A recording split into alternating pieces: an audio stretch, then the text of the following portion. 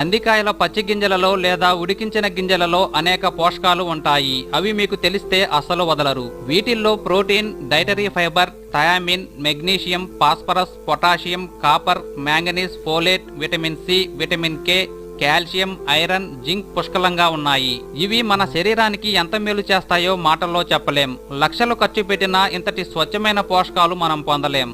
ఈ రోజుల్లో ఐరన్ లోపం బాగా కనిపిస్తుంది. కందికాయలలో ఉండే పోషకాలు రక్తలేమి సమస్యను తగ్గించి రక్త వృద్ధి కలిగేలా చేస్తుంది. ఐరన్ లోపం ఉన్న వాళ్ళు వీటిని తీసుకుంటే రక్త వృద్ధి కలుగుతుంది. అంతేకాదు ఇందులోని పోషకాలు మనకు గుండె జబ్బులు రాకుండా కాపాడతాయి. ఉడకబెట్టిన కందికాయలు బలవర్ధకమైన ఆహారం. మనకు అధిక శక్తిని ఇస్తుంది.